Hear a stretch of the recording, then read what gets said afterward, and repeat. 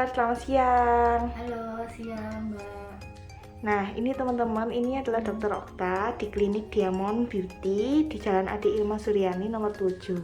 Hari ini Dokter Okta, spesialis kulit dan kelamin, akan menjelaskan tentang makanan yang bisa menyebabkan jerawat. Oke, kita mulai diskusinya aja ya. Oke dok, jadi penyebabnya jerawat itu apa sih dok kira-kira? Iya, jadi sebetulnya penyebab jerawat tuh banyak ya, multifaktorial. Bisa dari dalam diri sendiri dan bisa juga dari luar. Yang pertama mungkin saya ulangi sedikit aja ya, jerawat itu apa sih sebetulnya? Jadi jerawat itu adalah suatu peradangan di kulit kita yang terjadi karena adanya penyumbatan dari kelenjar di kulit.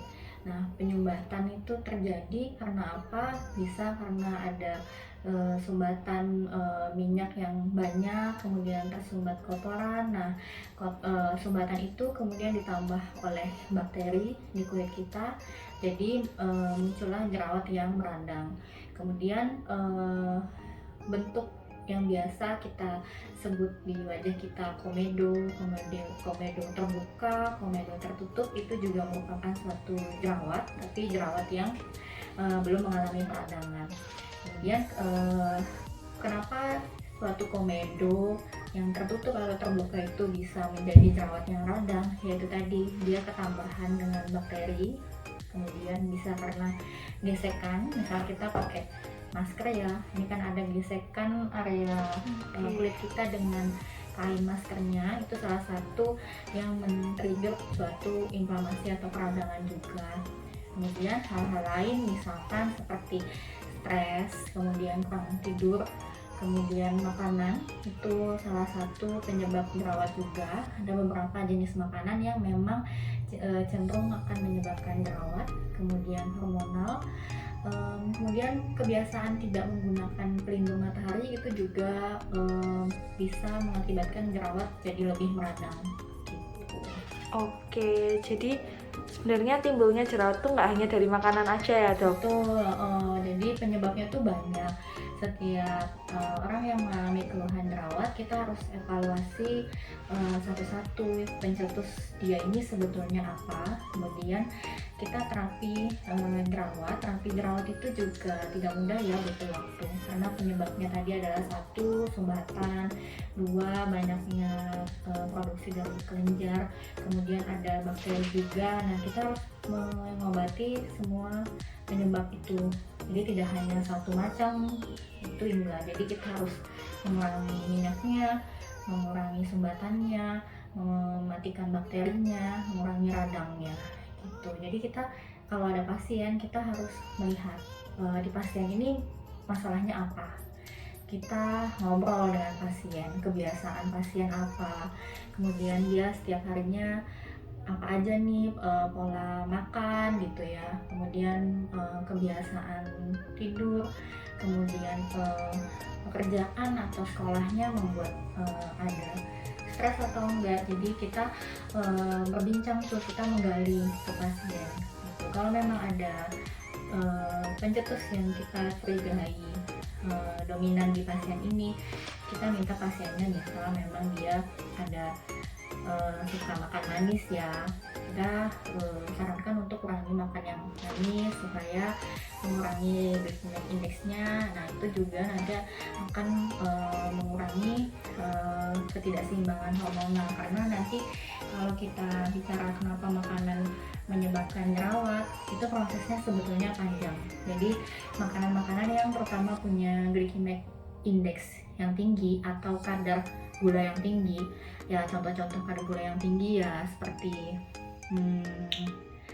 apa ya mungkin yang sering lagi yang kurang disadari ya, kayak misalkan boba, terus kemudian minuman-minuman kekinian yang ada campuran di dalamnya gula, susu, jadi itu menyebabkan peningkatan glycemic index di dalam tubuhnya. Kemudian itu bisa menyebabkan ketidakseimbangan hormonal. Ini saya ceritakan secara singkat saja ya, ketidakseimbangan hormonal. Kemudian karena hormonal ini minyak jadi lebih banyak, masuklah ke proses si jerawat tadi muncul gitu. Kalau minyaknya banyak, kelenjarnya jadi membengkak, ada penyumbatan di sana, ada bakteri, akhirnya jerawat. Oke, jadi salah satu pencetusnya juga bisa dari makanan manis kayak yang boba gitu ya, Dok? Betul. Nah, ini siapa nih teman-teman yang suka makan boba di sini atau minum boba? Iya. Pastinya kan banyak ya, Dok, karena emang lagi karena hits. memang lagi naik daun ya. Iya. Jadi minuman boba, minuman kopi-kopi kekinian gitu kan pasti di dalamnya gula dan susu gitu. Itu yang punya efek ke jerawat gitu. Jadi memang tidak semua orang akan makan boba terus jadi jerawat ya. Tapi ada beberapa orang tertentu dia lebih rentan mengalami jerawat kalau ada pencetus makanan yang punya rasa manis yang tinggi. Begitu juga stres begadang itu tidak semua orang begadang akan tumbuh jerawat, tapi ada orang tertentu yang begadang jadi tumbuh jerawat.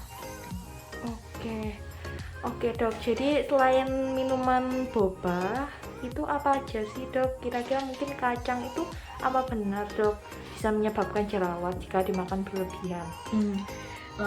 Kacang menyebabkan jerawat atau enggak tidak selalu ya, jadi belum tentu benar juga dia menyebabkan jerawat. Yang pasti yang sudah ada hubungannya secara penelitian adalah makanan yang punya kadar gula yang tinggi gitu. Jadi makanan yang punya kadar gula yang tinggi, produk-produk susu itu bisa menyebabkan jerawat gitu. Kacang kan juga banyak jenisnya sebetulnya ya. Ya, banyak, Dok. Ya, jadi ya nggak selalu menyebabkan jerawat, tapi bisa ditelaah pelan-pelan. Misalkan ternyata makan kacang itu kacangnya ada di dalam coklat, misal. Iya. Ya, Manis ketemu manis, kacang ya, Kak? gitu. Kemudian kacang yang di dalam biskuit, Iya. misalkan gitu ya akhirnya tertuduh juga. Oke, Dok, kalau misalnya zaman sekarang kan anak-anak muda itu biasanya suka mungkin kayak kebiasaan lama nggak ganti spray berbulan-bulan gitu, Dok.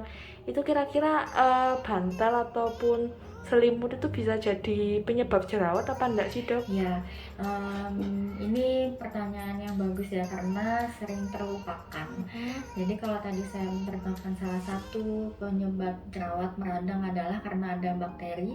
Jadi sarung bantal, selimut, guling itu bisa menjadi pemicu karena ada bakteri di sana. Kemudian kita tidur kegesek ke kulit kita, nah bakterinya masuk ke kulit kita itu bisa memicu si jerawatnya muncul. Jadi perlu juga tentunya penggantian secara rutin, jangan sampai sebulan gitu ya nggak ganti-ganti kan itu udah jelas kotor ya. Jadi kalau memang berjerawat dilihat juga areanya berhubungan dengan pipi misalkan gitu ya, mungkin kegesek saat posisi tidur yang miring, itu kita perlu perhitungkan juga apa kebiasaan dia mengganti spraynya sudah tepat belum. Kayak tadi kalau ada pasien kita ngobrol biasanya cukup lama karena harus mengevaluasi dari sisi semuanya, dari sisi kondisi kulitnya,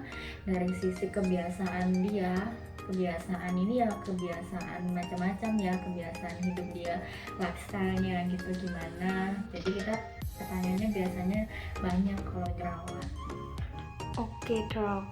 Oke, jadi kalau misalnya teman-teman di sini itu harus wajib ya, Dok, ganti sarung bantal, spray gitu ya, Dok. Jangan sampai kayak berbulan-bulan nggak ganti gitu ya, Dok. Karena kan kotor juga bisa jadi sarangnya jerawat gitu ya, Dok.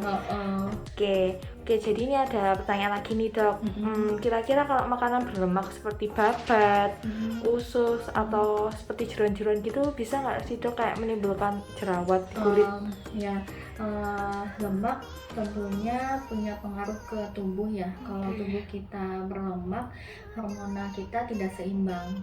Jadi jatuhnya perjalanan dia panjang untuk menyebabkan jerawat, tapi bisa karena lemak juga bisa mempengaruhi keseimbangan hormonal gitu. Jadi akhirnya ke minyak, produksi minyak jadi banyak, kemudian jadi sumbatan, jadi jerawat juga bisa gitu. Jadi ini ada kaitannya juga ya Dok, ke orang-orang yang misalnya mungkin punya obesitas. Jadi ada kayak penimbunan lemak yang bisa jadi jerawat gitu juga bisa ya Dok? Bisa. Jadi beberapa pasien mungkin misal ya sudah kita treatment maksimal beberapa bulan tidak mengalami perbaikan yang bermakna, biasanya kita minta periksa darah memang karena kita mau melihat siapa tahu kadar glikemik pasien tinggi, kadar gulanya tinggi, kemudian ada masalah yang lain juga. Hormonal juga biasa kita kalau memang sudah terapi ya kurang memuaskan, kita bisa memikirkan ini hormonalnya ada masalah enggak gitu. Jadi kita bisa cek USG, kita kerjasama juga dengan bagian dokter kandungan untuk pemeriksaan di kandungannya apa ada penyebab yang membuat dia hormonalnya tidak seimbang atau enggak gitu. Karena jerawat yang sudah diterapi kita harus evaluasi satu-satu gitu. Jadi tidak sesimpel itu. Kadang-kadang ya jerawat di orang tertentu adalah masalah yang gede gitu, udah lama jerawatnya nggak hilang-hilang, itu perlu banget kita ngobrol panjang nih, terus kita mungkin merekomendasikan untuk cek darah dan melihat hormonalnya gimana. Oke, jadi gitu ya teman-teman penjelasan Dokter Okta untuk tema kali ini. Jadi mungkin nanti kita akan bincang-bincang lagi ya Dok minggu depan ya, dengan tema yang lebih baru, dan kalian bisa langsung komen aja di bawah ini kira-kira pengen dibahas apa nih dengan Dokter Okta. Nah Dokter Okta di sini siap membantu kalian untuk mengatasi segala jenis permasalahan kulit dan kelamin ya Dok pastinya. Jadi langsung aja stay tune di YouTube kita HBD Diamond. Jangan lupa subscribe, like, dan komen ya. Oke, terima kasih Dokter Okta. Sama-sama.